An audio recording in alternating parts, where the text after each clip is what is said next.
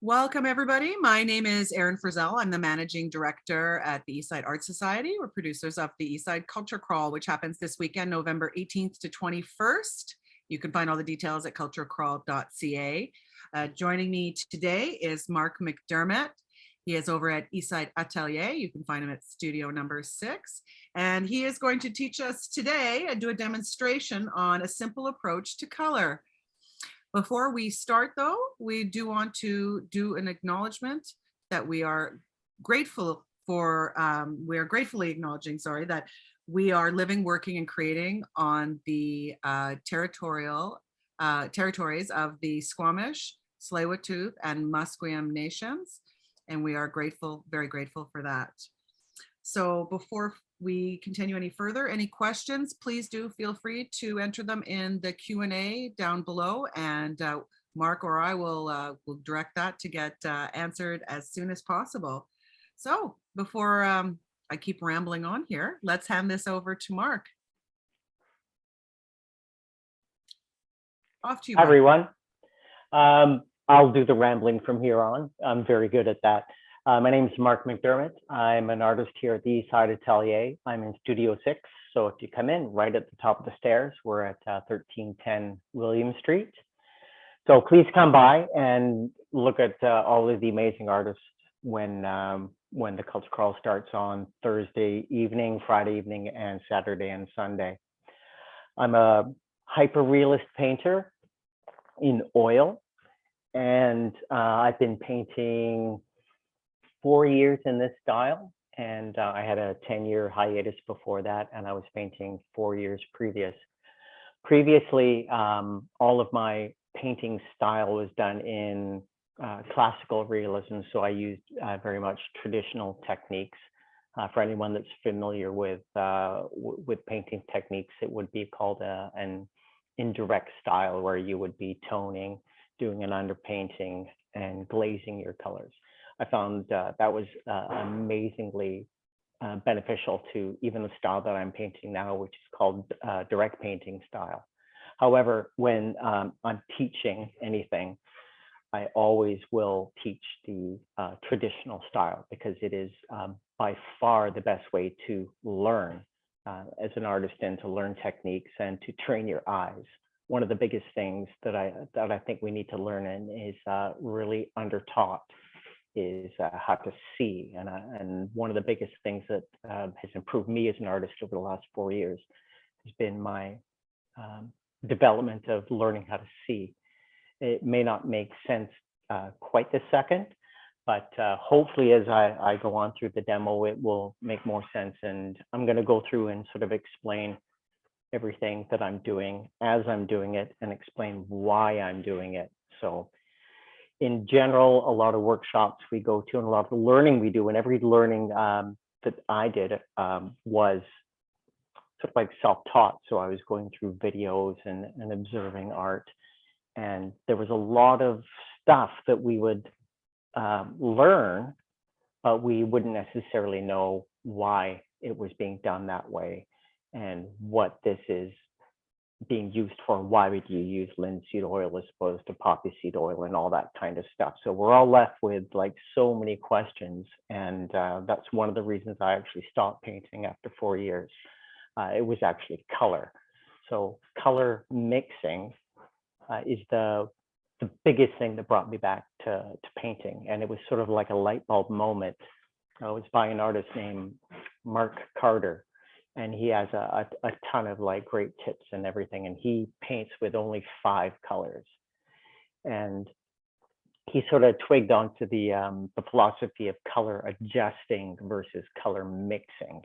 And I'll go through that in a second. But really the main thing that I want to get across during this 1 hour, and I know it's a lot to sort of get across in such a short amount of time. So I'm really going to be focusing on getting this one simple point across, rather than feeling like I'm going to be showing off and whipping off a painting. If we get that far, that's awesome. It will sort of like demonstrate action as to what is happening as a result of what I'm mixing here. But I'm in advertising, and we call that sort of what we call something a ping pong theory, where if I throw one ping pong ball at you. Let's talk, represent that as an idea. So if I throw one idea at you, the chances are you're going to get it. If I throw 7 or 8 ideas at you, or 7 or 8 ping pong balls, you're likely not going to catch any of them. So this demonstration here is just going to be putting that one idea across. And there's a lot in general to wrap your head around, but the whole idea of this approach is very much a simplification of the process. It is not the way to do it. It is a way to do it. So I very much stress that, and everything that we learn from any person that we learn from, a mentor, a teacher, a YouTube video, it's all information, and we take the little bits that apply to us, and we hold on to that, and we try to remember the things, and we end up having these little voices in our head that sort of remind us as we're going as to those little bits of information that we hang on to. And that's what I'm trying to, the main thing that I want to put across, it's something called, it's based on the 3 elements of what I consider important about getting a color right. And if there's anything that you remember from this demo at all, it's this. So when, hopefully, if you come back to this, if it doesn't all sink in and you can watch this, there's 3 questions. And I ask these questions to myself every single time I'm mixing paint for a painting session. Every single time. I'm always doing inner dialogue as to why something works, why something doesn't work. If it doesn't work and I'm having a bad day, I'll just leave it alone and then come back when I've got fresh eyes, and I'll figure out why it didn't work. And that's how we learn. We have to embrace failing, for lack of a better word, and learn from it, because any professional artist will tell you that is the best way to learn, is to learn from your mistakes and not to be afraid of them. Just go for it. Don't be afraid, because your canvas is not going to explode if you put the wrong color down, or if it doesn't look like an apple or a tree or whatever. It's just do it. And the more you do it, the better you'll get at it. So the 3 questions. The 3 questions, and please, if you have any questions, please type it in the Q&A. I've got it on screen here on my computer, and I will answer anything. So don't feel like you're interrupting. Christy Bird, hello, and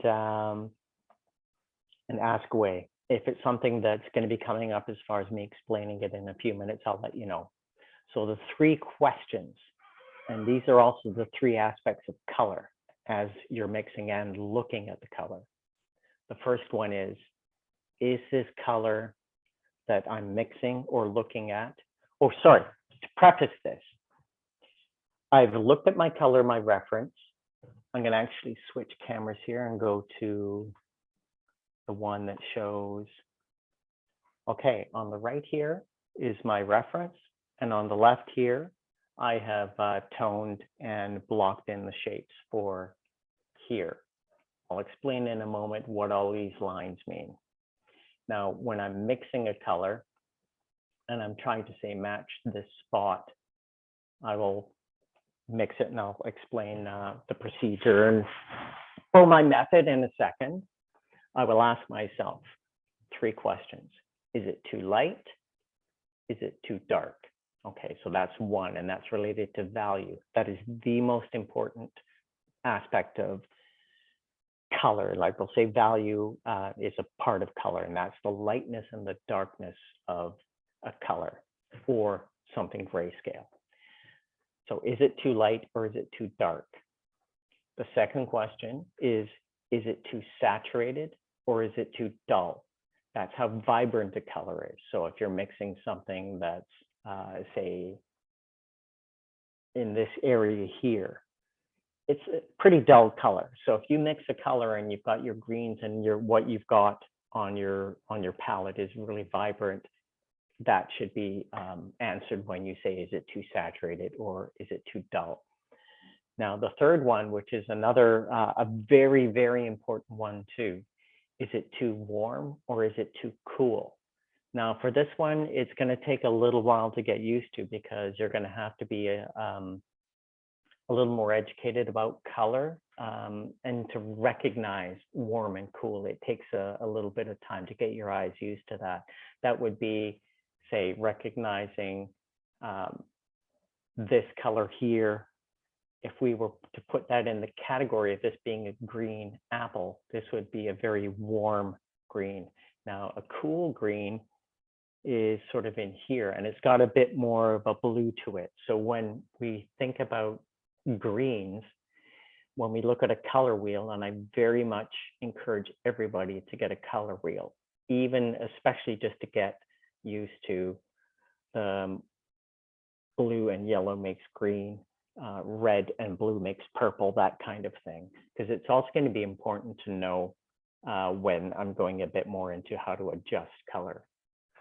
Okay, so is it too warm or is it too cool? You'll be able to look on a color wheel and see whether or not this green tends toward a blue green or does it tend towards a yellow green.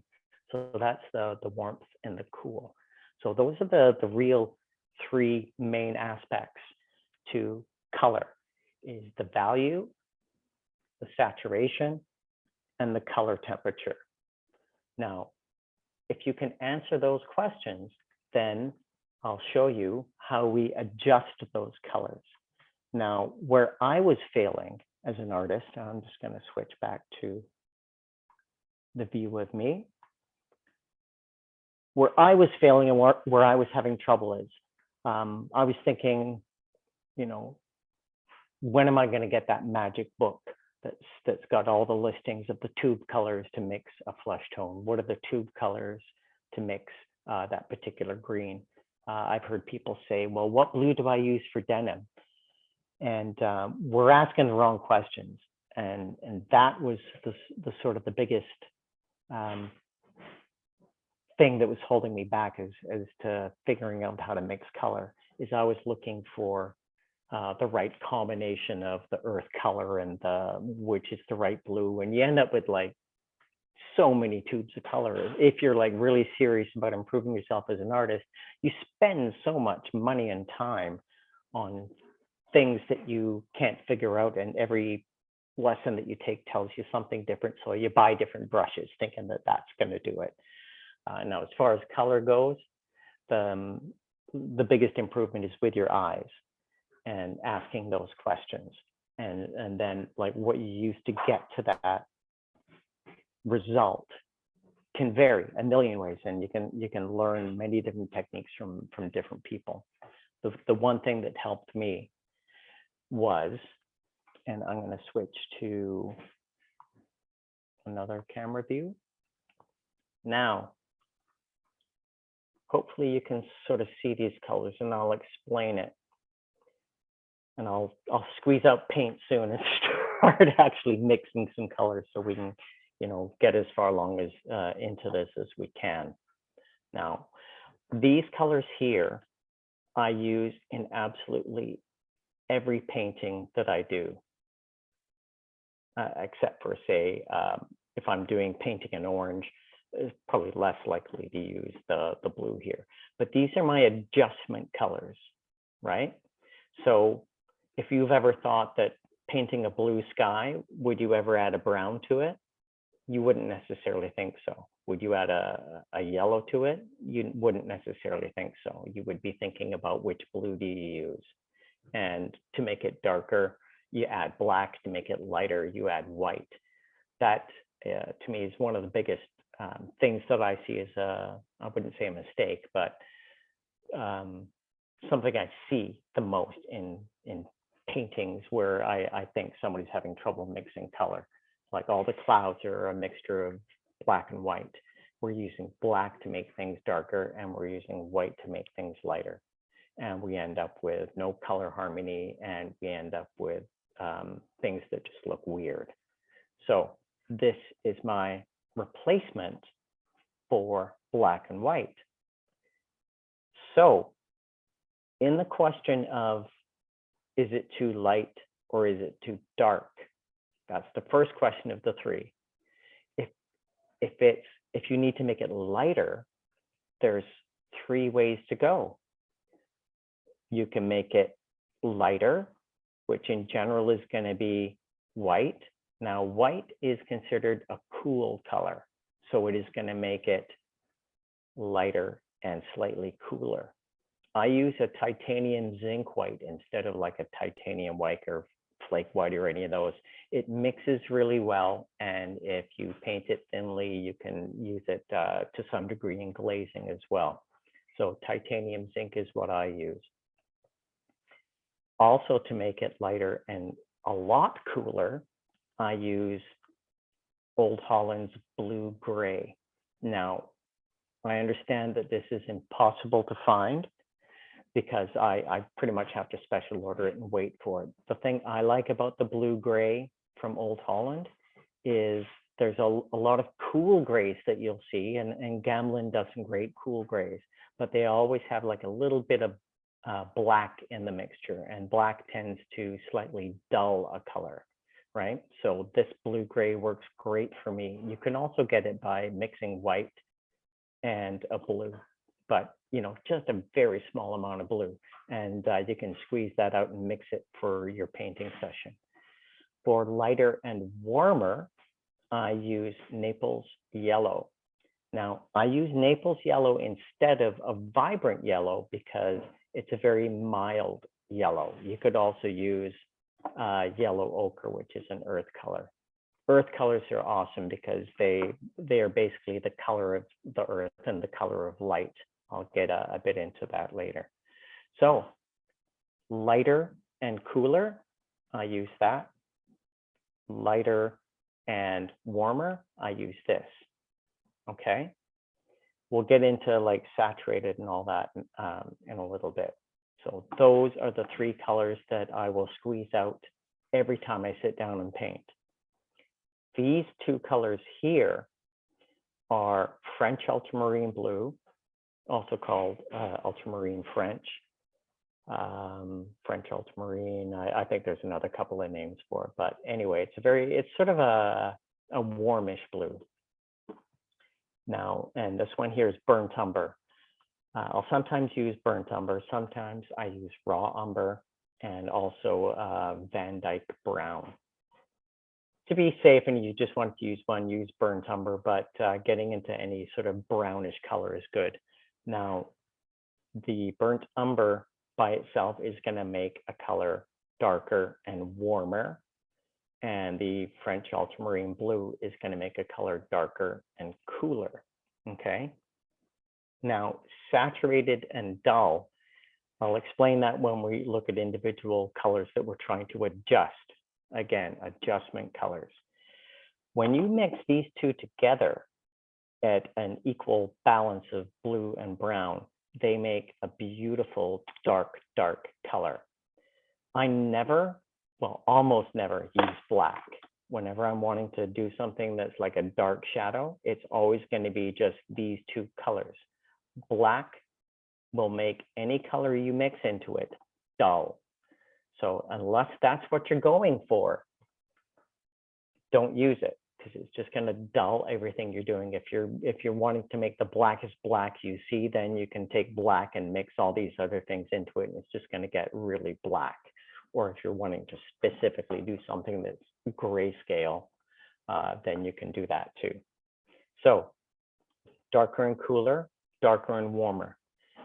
Keep in mind too that all of these colors can be mixed together to do variations on, say, if you want darker and cooler, but you also wanted a little bit of warmth to it, you can try that.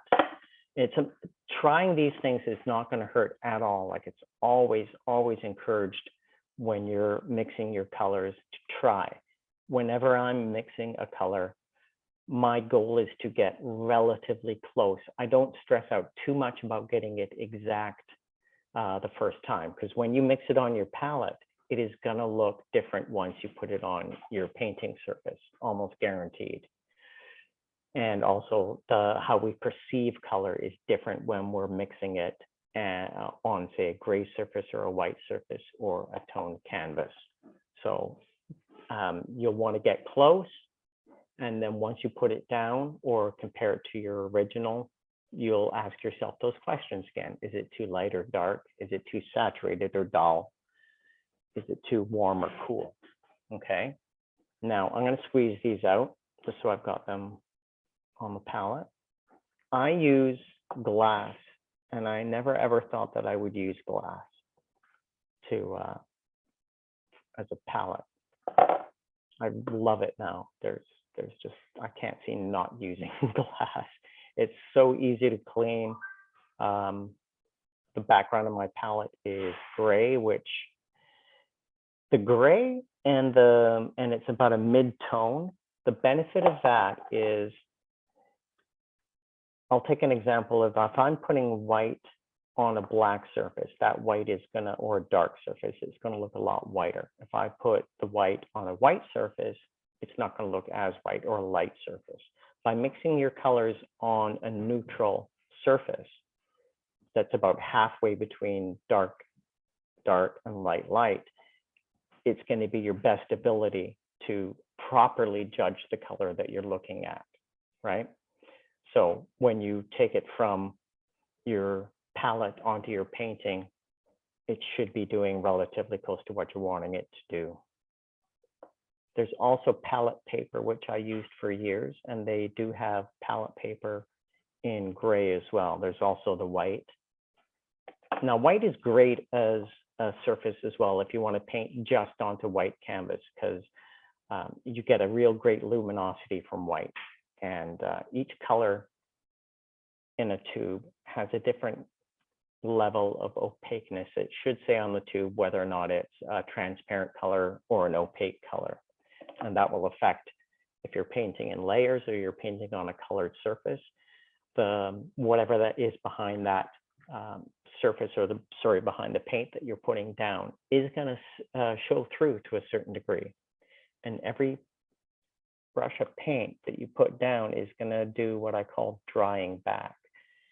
So when oil paint dries, it does tend to dry a bit duller. Your midtones and darks will dry duller, which is kind of unfortunate, but you have to sort of compensate for that. Or when you're finished a painting, you varnish it and that brings it back to life. Okay, so these are the colors that we always squeeze out. There are adjustment colors. Now, as far as, I'm going to switch cameras here again.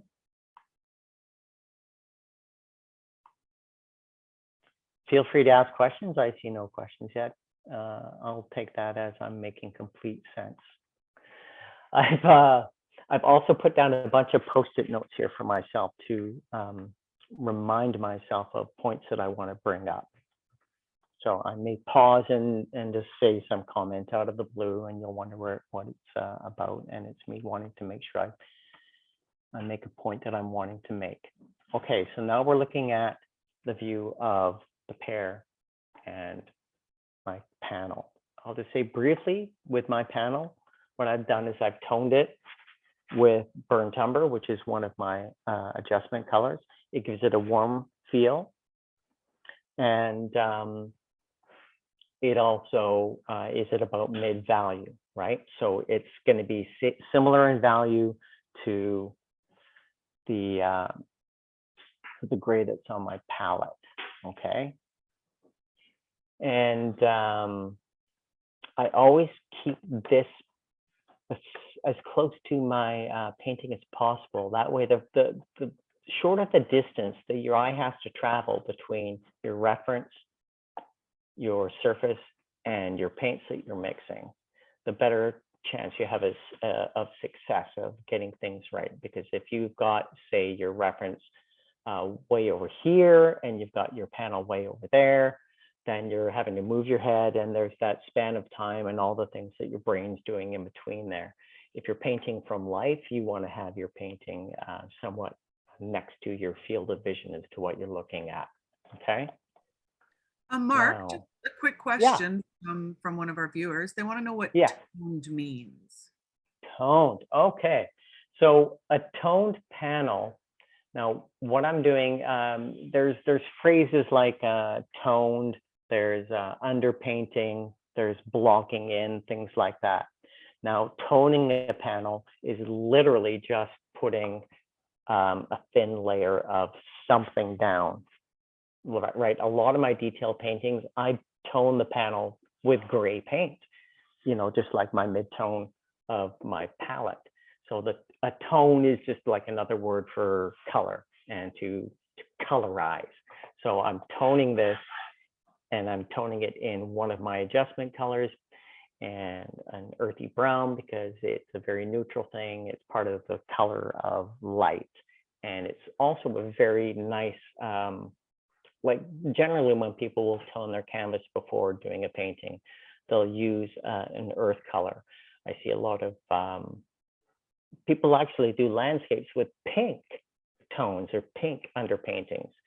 And that's great too, because another thing that you're doing is if you have gaps, slight gaps in between your brush strokes, that color shows through, and that gives you sort of some sort of emotional content to the piece as well, because that's another aspect of painting, is the emotional content and what the color does. If you're using more vibrant colors, it's going to be different than if you're using really dull colors. And those adjustments to your colors can become very intentional for what you're wanting to achieve. So every principle I'm going to be talking about here is about making it look close to the reference so that we can get the point across and know that we're matching colors. Okay. And once we get more experienced, wanting to convey a particular emotion or a particular style, that's when we start venturing off and doing things to our colors and our contrasts and our compositions, all the way over to, say, abstract, like Picasso. He was a realist painter before he abstracted. He just ended up further and further simplifying everything, simplified his color, simplified his objects and his compositions. So that was a deconstruction. I don't want to get too deep into that. I think even saying that is kind of crazy. So I'm going to show you what I do next. So I've got my adjustment colors all laid out. When I'm working on a piece and I'm looking at what I'm wanting to paint for that day, and this is a great example because the majority of this is in the green family. I'm going to want to not necessarily purchase the green that is exactly like the green that I see here. I want to have a green available that is close to what I'm looking at. The colors in this pair are very vibrant. They're very saturated. It may not appear, it looks, on my screen, it looks like it's pretty saturated from the reference of my camera. So I ended up choosing, and I'll explain the safety issues behind this. I ended up choosing cadmium green light. I would have maybe just chosen cadmium green, but I've got cadmium green light in my drawer, and I'm like, hey, that's going to work just fine. Okay. Now, because I'm going to be working with a cadmium, it is a poisonous color. So you have to be very, very careful. You should probably wear rubber gloves and be very aware of getting it on your hands. If you're like super, super careful artist, and you want to paint without gloves on, it drives you crazy, an allergy to latex or whatever. Be 100% aware of everything you do with your hands. And if you get paint on you, do not touch it. And if you do, clean it off as soon as possible. And don't eat while you're painting. So I've got the cadmium green. Now, I also decided to use a yellow ochre. Now, what the yellow ochre is going to do, it's going to warm up this a bit, but it's also going to give it a bit more of an earthy feel. And when I start mixing things together, hopefully the overhead camera is going to pick up what it does to adjust the colors. Now, this is the biggest thing as far as these questions go, the light, dark, saturated, dull, warm, cool. The biggest thing to wrap your head around and to realize is that we are adjusting color, right? When we have it in our head that we're mixing a color, we wouldn't necessarily be thinking about the blues and browns and the yellows and the blues and the whites. And that's because we're using those for adjusting a color. When we're mixing a color, we're looking for the root of the color, right? The root of this color is green. So I'm mixing a green that is going to be close to the most general green that will be halfway between the lightest and the warmest and the darkest and the coolest. So we're going to mix like a puddle of whatever would be the most common green that we see that's in the sort of, it's called a body color. So in here, I'd probably pick something that's around here. Okay, so it's a green that is warm. Now notice over here, my eye, because I painted a mixed color for such a long time, and you know, to such a up close and personal level with hyperrealism, this is a cool green. This appears to be a cool green, as well as the shadows. Also, keep it in your head, and this is another thing to remember, and I'm trying not to chuck too many ping pong balls out there. The colors when they are in shadow tend to be cooler. Colors when they're in light tend to be warmer. So if we're ever not quite sure whether or not it's slightly cooler or slightly warmer, think about, is it in shadow or is it in light? Okay, now that will change to certain degrees, whether or not you're in direct sunlight, artificial light, all that kind of stuff. But as far as the simplicity of it, we think it's going to be generally lighter and warmer in the highlights and darker and cooler in the shadows. Okay, so I have, let's switch to my, any questions on that? Have I been making sense so far? List of colors, for example. Yeah, at the end of this, like what I really want to do too, if anyone has any questions afterwards, at the end of this video, I am going to, well, I'll do it right now. That is my email address, mark_mcd@mac.com. If you've got questions or you want to get clarification on something, please email me and I will do my best to answer as soon as I can.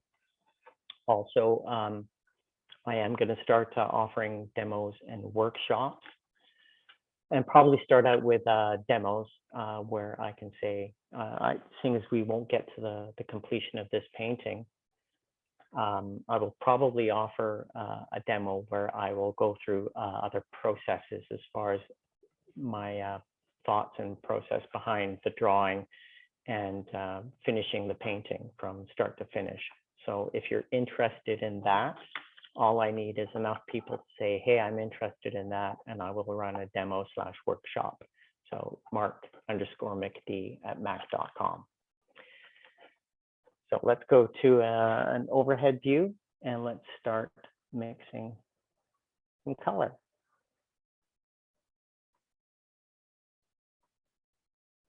So I'm going to squeeze out my 3 colors that I'm mixing. I'll put on my gloves to be a good boy after I've squeezed all this out. As far as organizing palettes, some people are really, really strict about it, and it helps a lot. If you tend to be a painter that is one who works really fast and you're expressionistic, I very highly recommend organizing your color ahead of time, how you plan on mixing it, so that you have less time to think and more time to just be expressive. What I do is very calculated, although say when I do paintings in this style, I am much less calculated. Now, I've chosen a red for the red part of the pear. You can maybe see it a bit on there. And I picked a naphtha red. It's a synthetic red. It's a very red red. And I'm okay with squeezing that out, not being too concerned on whether or not it's the right kind of red, because I'm going to be adjusting the heck out of it anyway, because the red in that pear is very earthy and non-distinct. So I'll explain what I'm going to do to mix that. So my goal here for the rest of this course is to get as much color mixed as possible. If we have time, I'm going to start applying it, but I'm going to show you how I'm mixing it and what my thoughts are as I'm mixing it. I'm going to show you how to check the color against the reference, and then we're going to lay some down. So when I think I've got a color that's half decent, close to where I think it should be, I'm going to put a brush stroke down on the panel. The brushes I'm using today are about the cheapest ones you can find, apart from the Raphael. These are little $2, $3 sketch brushes. Again, the brush is not one of those magic things that's going to make you a better artist.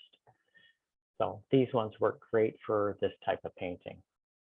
I highly recommend to use a palette knife for mixing your paint, because you're going to end up really gumming up your brushes and probably ruining the brushes that you use when you are mixing with just your brushes. And plus, you're going to be contaminating each time you dip that brush into a different color and then mix it down again. So we're going to use a palette knife. I've been painting this style for 4 years, and I only started about 2 months ago using a palette knife, and I'm kicking myself for not doing it sooner. So I'm going to start off with, oh, another thing too, while I've got this brush out here, and I'm going to be talking about it when I put paint down on the panel. And this is something I noticed when I was teaching at a community center. It was a common thing that I was seeing when people were painting. And I noticed that they were putting way too much paint on their brushes, way too much. So you end up like with just this globby, gummy mess. You end up putting too much paint, too thick down on your panel, and it becomes impossible to make any changes. If you put your paint down really thick, any paint that's going to go over top of it or change it is going to have to be thicker. Again, that's another topic. Okay. Just to briefly touch on medium as well. That was one of the big things that was a stumbling block for me for learning. What is medium and what do you use and what don't you use? I personally don't use any, because it mainly for me, I paint small, so I don't need to make the paint flow any faster. If I'm painting a large area on a bigger piece, I may add some linseed oil to my brush to make it a bit wetter. That facilitating it to spread the paint easier, right? If you're using just paint, you're not going to be traveling that far with the paint off of your brush. Traveling that far meaning you're not going to be doing like laying down a big brush stroke over a large area of space, unless you've got a ton of paint on that brush, which I recommend against. Okay, so step one, I'm going to take my green and I'm going to take a little bit of my earth color. Now, very important when I'm adjusting a color, because green is the main color. When I'm adjusting a color, I'm not going to put too much in, because if I put a lot in, it is going to change that color quite a lot. And if I've gone too far, it's very hard to go back. It's much easier to put more color in and adjust that green, and it's going to be much harder to take color out. So what I do at this stage is, you see what I'm doing here with the palette knife? I'm basically just squishing the color together, and then I go scrape, and then like that. And you do it a few times and your color will be mixed together. So I will look at it compared to my reference. I'm not even close at all. So I'm just going to go ahead and put a lot more in there. And I may be closer. Now, once I've got what I think might be close enough for me to check, I'm going to show you another trick. I'm going to show you two tricks, actually. Now, for checking a color, when you're looking at your reference, it's sometimes very, very hard to judge the color when it's got a whole bunch of other color beside it, because the personality, let's use that word, of a color changes when you put another color beside it. That's when it really becomes what it wants to be as a color. So if I'm looking at a green beside a yellow, it's going to look different if that exact same green is put beside a red. So your eye is going to process it wrong. So we have to sort of interject our brain to sort of fix our perceptions that we've had over the years as to what our eyes think they're seeing. Because once you start getting there, you start realizing that, when someone's talking about learning how to see, it makes more sense because things do change once you start figuring them out. Now, when I'm looking at my reference, because I've been doing it long and I've been an art director designer for so many years, I'm pretty darn good at being able to just figure it out and isolate just by looking at it. But if you're not, and as you're learning, you're going to want to sort of do something to isolate that color as you're trying to figure it out. And I'm going to swap cameras here to show this one. Okay, now to isolate a color, I'll explain what that means. Let's say I'm trying to figure out what that color is, and that's the color I want to maybe mix to sort of the mid color. Okay, so to isolate it, the very simplest way is to just do this with your hand, and you see I'm creating a tiny little hole, right? And what that's doing is, it's going to be hard with the lighting. Let me see if I can adjust this. Probably not. Yeah, it's hard to see with the light. But what I'm doing is I'm putting that hole in front of the spot that I want to figure out. Let me try to get the angle here. So when I'm isolating that particular spot by just having that spot visible with my other parts of my hand around it, it allows my brain to process it just by itself and not as it's being affected by the colors around it. Okay, so that's something that I will do as I'm getting the color to a point where I think I'm ready to check it. Now, I already know that it's not right, but I'm gonna check it so I can explain the three questions again: the light, dark, saturated, dull, warm, cool. Now, checking color. A lot of people will just do this. They'll have the color on their brush or on their palette knife, and they will put it up against it. Very effective. Love that technique. There's also another technique where if you have palette paper, which is relatively cheap and accessible, I only I had to borrow some because I don't have any more. And someone had some white palette paper. So I cut a bunch of little squares, okay? So what you do is you take this little square and we're gonna build a color checker. I fold it in half, I fold it in half again. Okay, now that's gonna give me a space in the center that I'm gonna create my color checker with. So you do that, and then you use a pair of scissors, or yeah, a pair of scissors is best, and just cut a tiny little portion of that corner off, okay?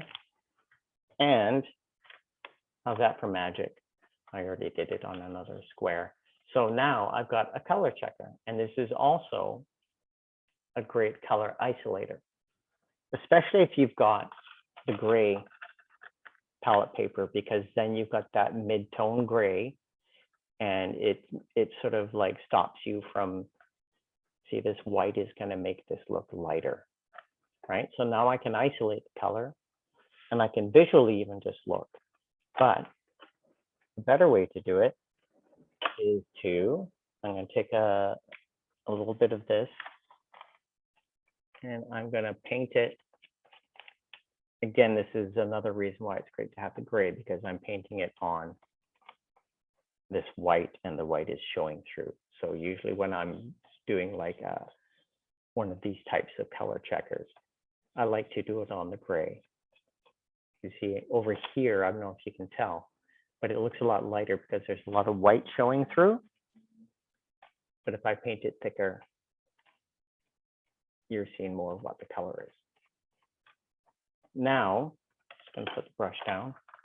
I take it over here to my reference, and I put it in front of the spot that I'm wanting to check. Okay, so this is where I ask myself these three questions. And even though I've been doing this for a long time, and I consider myself pretty good at it, I still, every single time, ask myself those three questions. If I'm having a bad day painting, I'll come back and I'll think about the things that are my regular things as far as procedures and things that I do that make me have a successful day. And this is the main one. So I look at that. Is it too light or too dark? Is it too saturated or too dull? Is it too warm or too cool? Okay, first one to ask is the light and dark, because that's procedurally where we would go to start adjusting our color. Is we want to adjust the value. Once we've got the value right, then we go to the next question. And I'll explain the benefits of that in a sec too. So is it too light or too dark? One way to help you figure that out, and the best way to figure out value between, especially color, because color is so hard to assess value on. If it's black and white, super easy. If it's green or red, most of us are going to get it wrong if we had like a white to black scale and we're shown a red and you're asked what value that matches as far as along this white to gray scale. Most of us are going to get it wrong. I'll probably get it wrong. So I squint my eyes, and it's called squinting down. By squinting my eyes, and I know the girls will hate me for this, I've got long eyelashes. So what happens when I squint my eyes, I'm sort of like filtering my vision through this sort of window of eyelashes, or kind of also blurring my eyes as well. When you blur your eyes, or squint down as it's called, it removes elements of what you're seeing. And the main element that it removes is color. So when I'm squinting down and looking at it, it's now emphasizing any differences in value. So I'm squinting and looking at it, and I'm thinking it's pretty close to what I'm looking for. Now, remember again, I said before, I'm not looking to be exact, and I don't need to be exact. In fact, being not exact, I consider very much a benefit when I'm painting, because I put my first layer down, and if it's bang on, wow, bonus, you know, like high fives all around. But if you plan on doing another pass or detail pass, you know, there's techniques of painting loose and then tighter in new layers, or you'll paint all of your darks and then you'll come back and paint all of your lights. There's so many different ways to approach painting, and that is very much a different lesson. And I can explain all of those techniques as well. But for this demonstration, we're just going to be looking at direct painting, which is putting the paint down and trying to be close. Now, seeing as I'm not stressing too much about it being exact, I'm going to move on, and I'm going to go to the next question, which is it too saturated or is it too dull? Don't even have to put the color up against it again. I know it's too saturated. So I need to make it duller. Now, I'm going to switch back to the color view, which is this guy here.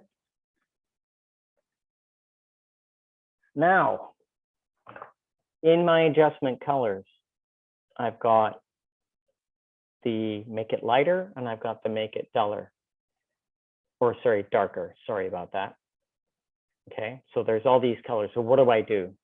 Seeing as I think my value is correct, I'm going to be using a combination of something from this side and something from this side. Okay.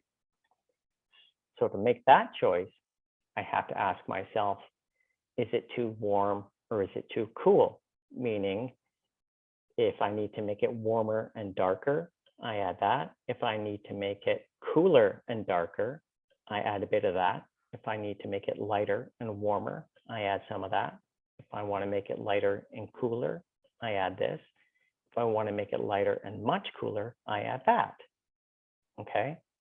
So seeing as I neither need to make it lighter or darker, I need to ask myself, is it too warm or is it too cool? For starters, just to get something going to see how it looks after I've mixed a bit of this and a bit of that, I'm mixing a color that is in a light area. And what I said before about colors in light is they tend to be warmer. Now, looking at the subject matter, I would say I agree with that. It is warmer. And looking at the color, when I matched it up against it, I say, okay, well, that's probably a good place to start. So when we're adjusting, the biggest thing is to notice that we are adjusting. We're not trying to figure out what tubes of color I'm using. We've got our adjustment colors, which we use for everything. There are differences to this rule in sort of very distinct circumstances. Like, for example, if I'm painting a bright orange, which I am painting oranges right now, I have to use variations on these colors, more so in the light area, because I need to use, because an orange is so vibrant, I have to use a brighter yellow when I make it warmer, okay? And I have to use a really dark red when I'm making my orange darker because it's more saturated. Don't try to have that make sense, but it's just sort of like putting that out there, which I can get into. But for 90% of what we're doing and what you do as a painter, this will work. And like I said, it's not the answer. It's a great way to work.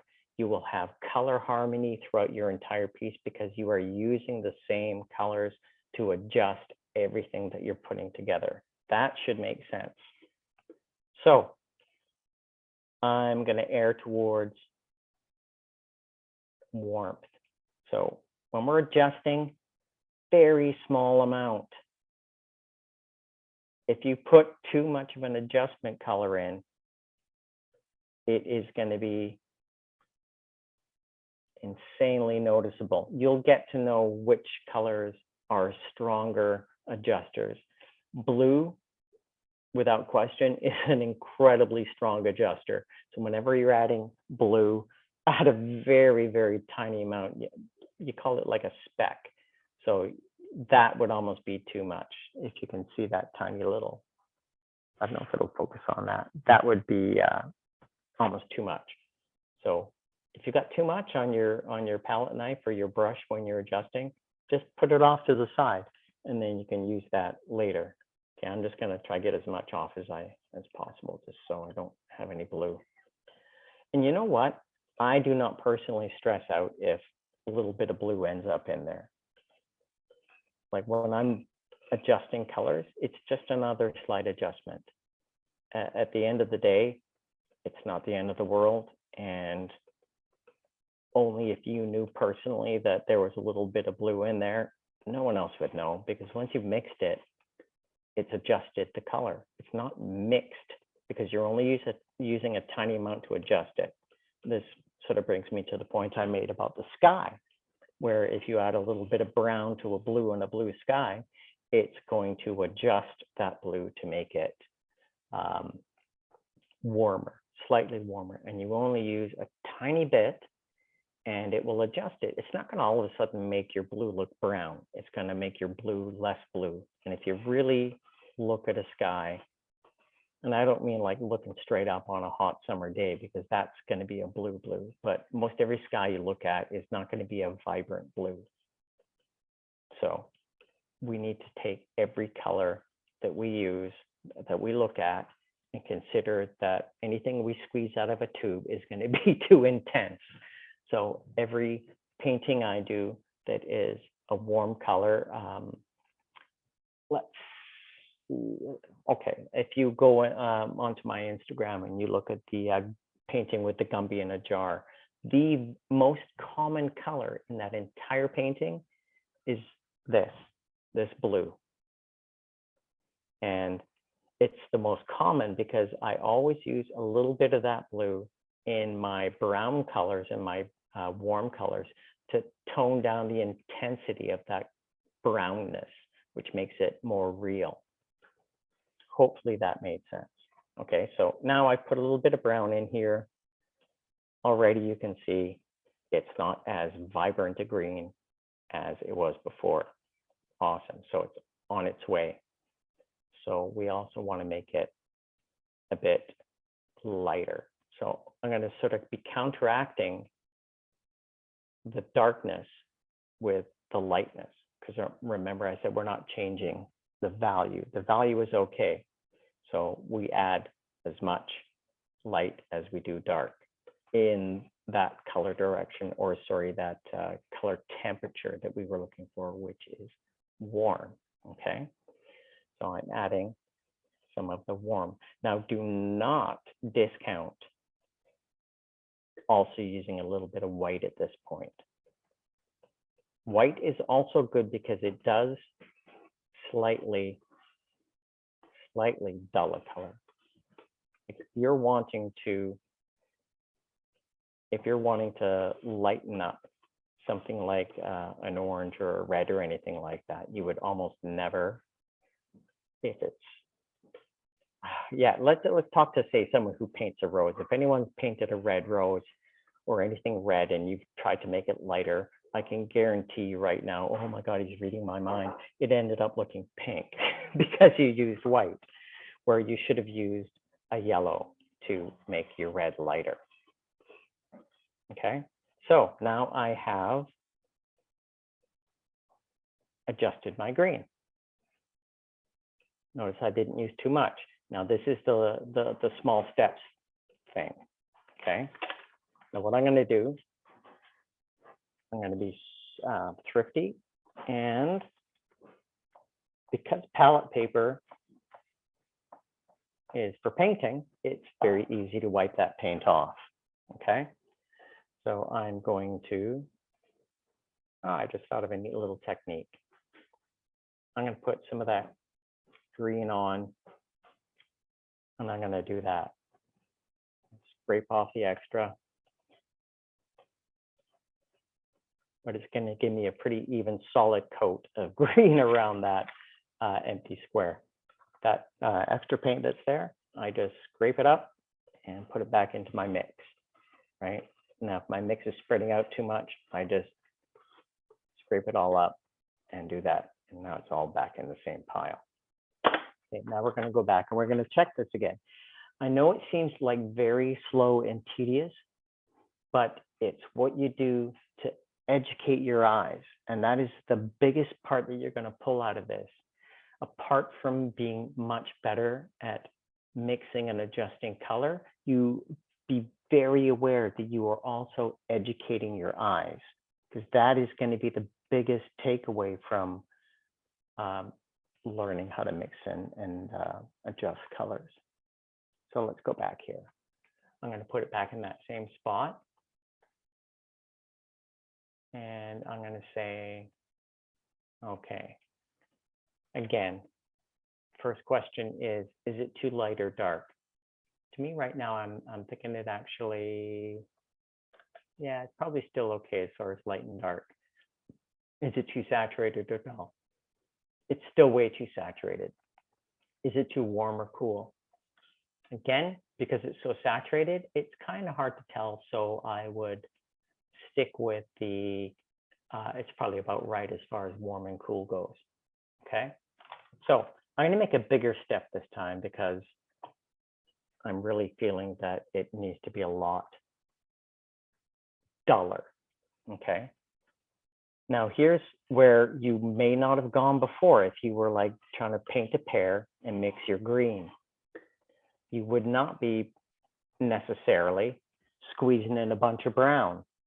Okay, but according to what we're doing with, let me just switch cameras again. According to what we're doing with our philosophy of color adjusting and the questions that we ask, it does make a lot of sense to put in the brown.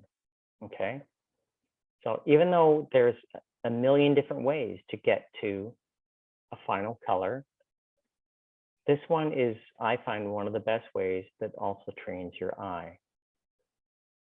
So I'm going to add in, feel a bit more confident in adding in more brown. And I'll show you what I do if I've done too much. Because again, it's one of those things that I learned from making a mistake. So if it was a mistake, I take advantage of that. I don't call myself an idiot or, oh my God, I don't know how to paint. You know, if Christy is still there, she will very much tell everybody, if she could, that I do come home. And I am like that. That is part of what we all go through. We're all incredibly self-critical. Don't beat yourself up about it. Allow yourself to be upset. Why am I doing this? I don't know how to paint. I'm not even going to try. I don't know how to paint. You know, allow that to happen, but, you know, get over it and learn from it. Be the best you that you can be. You don't have to compare yourself to anyone else. The whole thing about painting is enjoy doing it. If you can't get it right and you still love doing it, stop trying to get it right and just love doing it. Okay. I have now added a bunch more brown. And you see, once I've mixed it in, does anyone see brown? I'll give you $500 if you tell me you see brown in there. And look how different it is from that green that we started at. I don't know if you can tell. I'll put a little bit of it there. Crazy different. I'm not rushing through this part of the process due to time. And I know it kind of appears that we've hit the 1 hour. I will stop when the clock stops and someone cuts me off. But what I'm doing, even just with this one color, is making the entire point that I'm wanting to make as far as adjusting color versus mixing color. If we can at least get the mindset into that, then bonus. What I'll do is if you want to email me and you want to take a demo course of me taking this to the next level, if we don't get there, then I'm just super excited about doing that. Okay, so I will now add a bit more warm and a little bit of white to balance out that brown.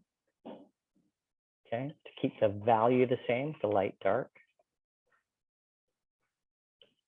The moderator will likely tell me if everyone's gone to bed or made dinner and no one's interested anymore. Hopefully you are still interested. Okay, now I'm going to look at it before I go to adjust it or check it on my paper, on my my pair image. I'm going to put it up against my paint that I've had on my little wax paper here to make sure it's different enough for me to look at. And yes, it is the same value and it is much duller.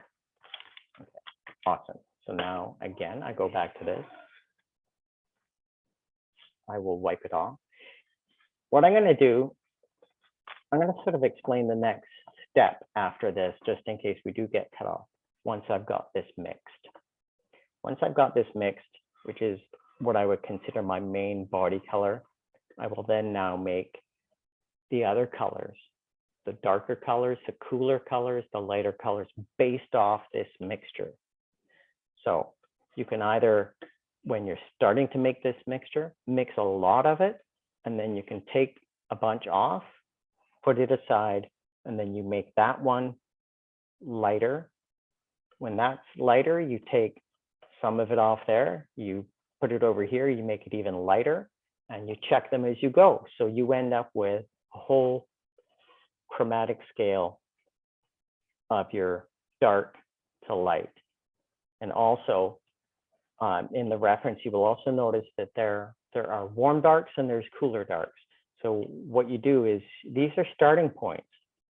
So you choose one way, like, oh yeah, I've made this darker and cooler. But if there's some slightly warmer dark areas, I will then take some of that off and then make another little pile, and I will make a warmer variation on that, right? So you end up with like a whole bunch of different little piles. And one way to go is you can text these little colors on your panel that you're painting as you go along and compare it with your reference. And you'll see if it's close enough. You're like, bonus, this is awesome. It's slightly close. So then you go through and you start putting your paint on the painting.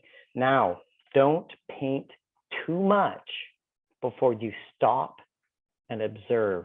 I see one thing that I allowed students to do when I was teaching an intro course. I would allow them to continue and completely finish painting a section, or if they were learning the drawing portion, I let them finish their drawing. And I would say, okay, now come back 2 feet and look at it. They're like, oh, it's way off. Like the color's off or the drawing is off, but they didn't notice it because they didn't stop and look. So again, it comes back to observing and doing it regularly. Now, if you are, again, like an expressionist artist, you're probably going to work faster and it's likely going to matter a lot less as to how exact you are.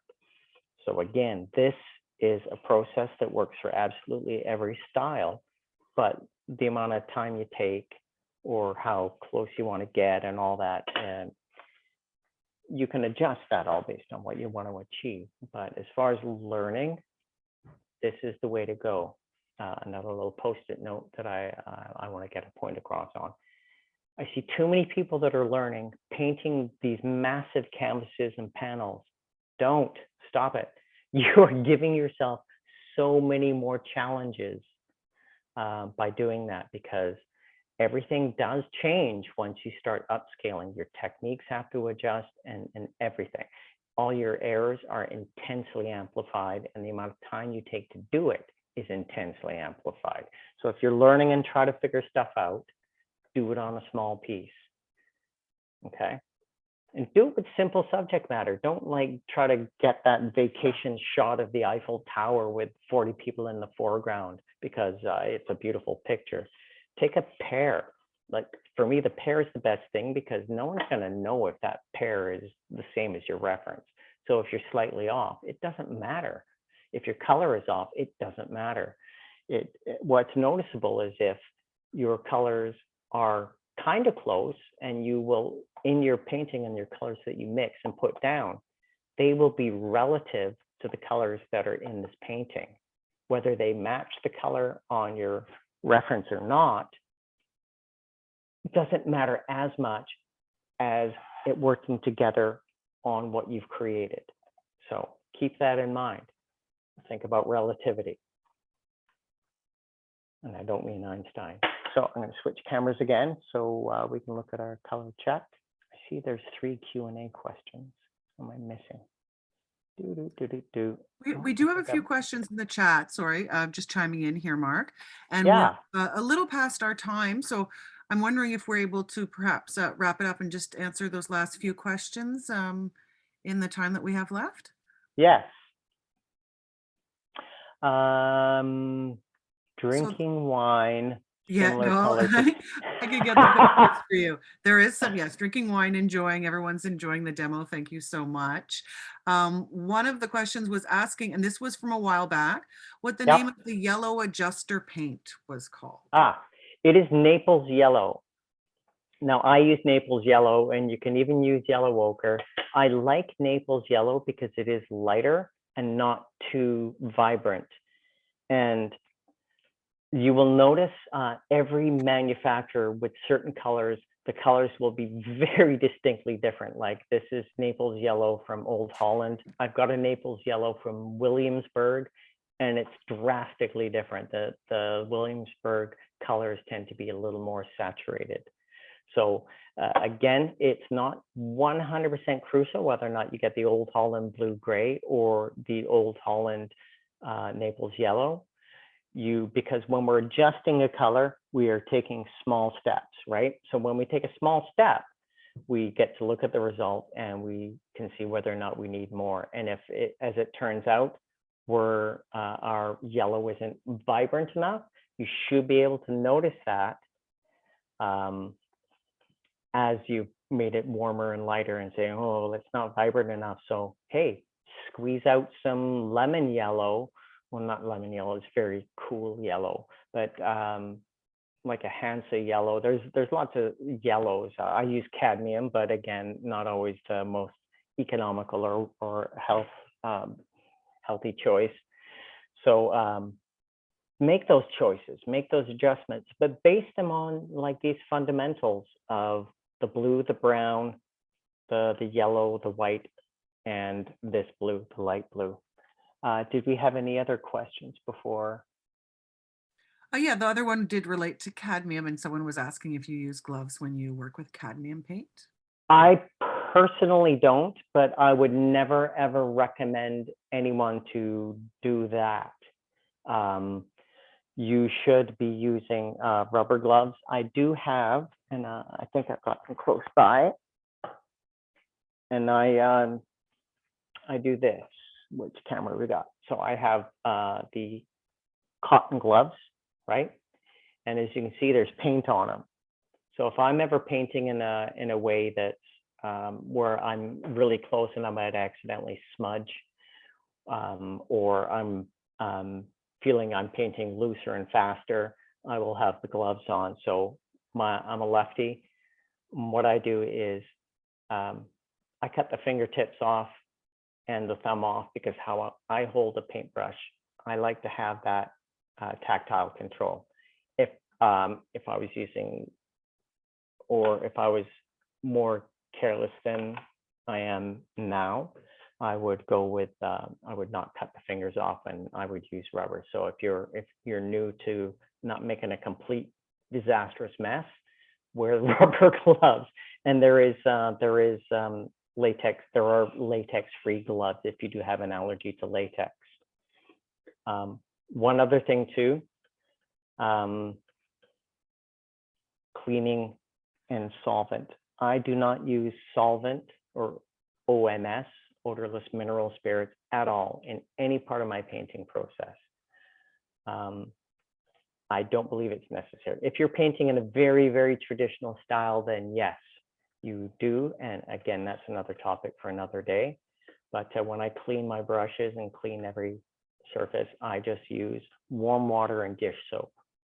And because I paint opaque, and even if you're painting thin, you want to use transparent paints or thin it out a little bit, you can just use little touches of the linseed oil if you want to also avoid the solvent. It's always a good way to go if it's at all possible, if you're not going super traditional.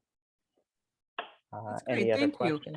We have one last question before we wrap it up. It's from Sylvia, and she's asking, is there a lot of difference in adjusting acrylic colors versus oils, or will the fundamentals be the same? The fundamentals will be the same with everything except for watercolor. and watercolor, it will be the same as far as mixing, but the thing about watercolor is you're having to further adjust what you're mixing here with what you're putting it on top of, because it is completely, almost always transparent. So you are going to be building up. So watercolor requires a lot more skill as far as color goes. And there's going to be a lot more what is called, and I think Bob Ross used it a lot, was the word happy accidents. So I hope everyone got something good out of that. Again, like I said, if anybody wants to learn the next stage as far as like applying color to the surface and how you go about comparing as you're going and developing your painting, that is definitely another awesome course. And what I would do in that course would be sort of a start to finish of this pair. So we would go from this stage and talk about all sorts of different aspects of what happens and the other thought processes that go from there to there, and also discuss different techniques. Okay, so there's techniques of whether or not you're painting in layers. Are you doing thick brush strokes, thin brush strokes? Are you wanting that impasto look, which is like a heavy body? What sort of effects you'll get from using a hog's hair brush compared to like a sable brush. They're all very different. And I've personally been experimenting a lot with that over the last 3-4 weeks as I've been painting in what's called alla prima style, which is finishing a painting in one sitting, as opposed to if you look at my Gumby painting, that took 1 year and 3 months. And it contained thousands of successes and failures.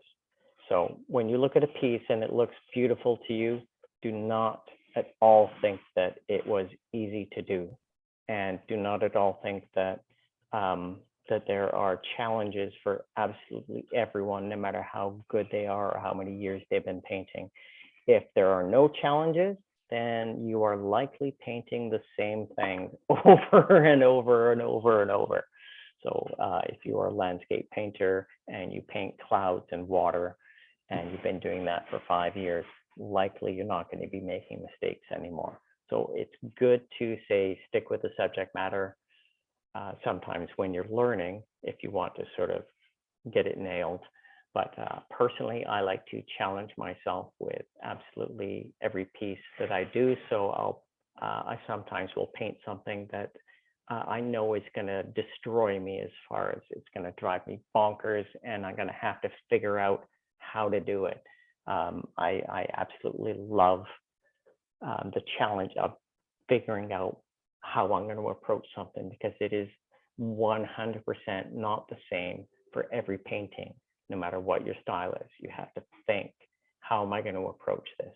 And again, that's another topic, which is looking at your subject matter and planning how you want to approach it, from color mixing to how you apply your paint based on the detail and the subject matter. I hope everyone got something out of this, and I hope that if you were expecting to see me start and finish a painting, that was so much more important to me to get this one ping pong ball thrown at you, which is color adjusting and how to approach mixing and adjusting your color. And again, really, really think every time that you are mixing your color on your palette for your painting session, that you think of it as adjusting your color. Thank you so much. And I hope to hear feedback from everyone. And I hope you got something from this. Thank you. Thank you very much, Mark. Really appreciate that, and lots of insights into color. I hope everyone enjoyed that. And we hope to see you at the Eastside Culture Crawl this weekend. You can find Mark at Eastside Atelier in studio number 6. And otherwise, you can find our over 500 or 400 artists this year at over 50 buildings. And we'll be going from November 18th to the 21st. You can get all the details about the festival at culturecrawl.ca. Thank you, everybody, and hope everybody has a good night. Don't lick your brushes. Yes. One person made a comment, can I lick the brushes? No. I think Van Gogh did that, and look what happened to him. Wise words. Thanks, everybody. Take care. Bye.